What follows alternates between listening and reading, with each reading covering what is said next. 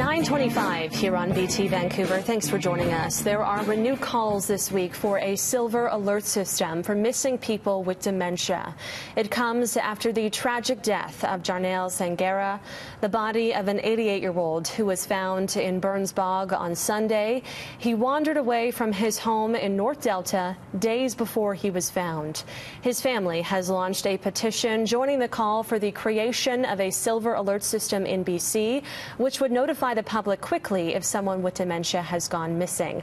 We are now joined by Sam Noh, who has been advocating for Silver Alert for years. Good morning, Sam. Thanks for joining us. Good morning. Thanks for having me. So, Sam, we know your father, who suffered from Alzheimer's disease, went missing in Coquitlam more than 6 years ago. You've been in contact with the Sangera family. Does it ever get easier connecting with these families? It's always heartbreaking, and I felt compelled to reach out to them to share my experience for the search efforts, because no family is trained or experienced to find a missing loved one, and at the same time was quite angry that this is happening to another family after 6.5 years. So there's a level of frustration as well as heartbreak for the Sangera family. It's nice, too, that you try and connect with these families in BC every time someone does go missing. This family, the Sangera family, has launched a petition, and it's received so much support. I just checked, almost 15,000 signatures so far.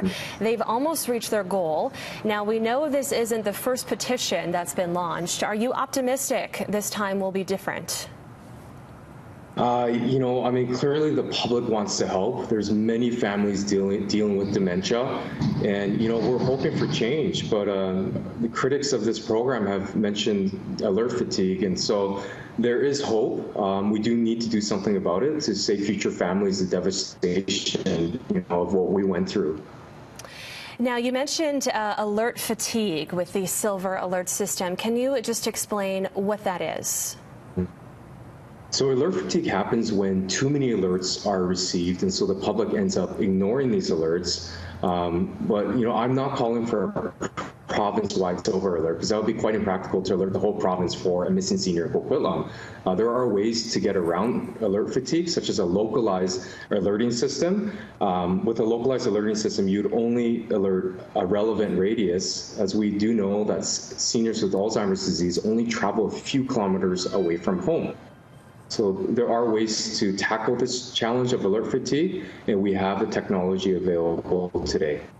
So it seems like a simple solution, only notifying people in the community, because we know, as you said, they don't wander too far after they've gone missing. So why has this problem been so hard to implement? This is actually a great question for our Public Safety Minister and Solicitor General, Mike Farnworth. Interestingly, the NDP in 2014, they proposed a Silver Alert private members bill. So this was initially their idea, and Selena Robinson did advocate for a localized approach. And so it's quite interesting that now that they're in government, they've changed their stance. And so I would like the Solicitor General and our Public Safety Minister to elaborate on these concerns of alert fatigue, because we've been talking about it for the past few years. We need to get past this. We deserve a better detailed explanation. And finally, Sam, what would you say to someone who may be on the fence of a Silver Alert system? On the fence, 500,000 Canadians are living with dementia. This number is expected to double by 2031. We do know that 6 out of 10, 60% of Alzheimer's patients will wander.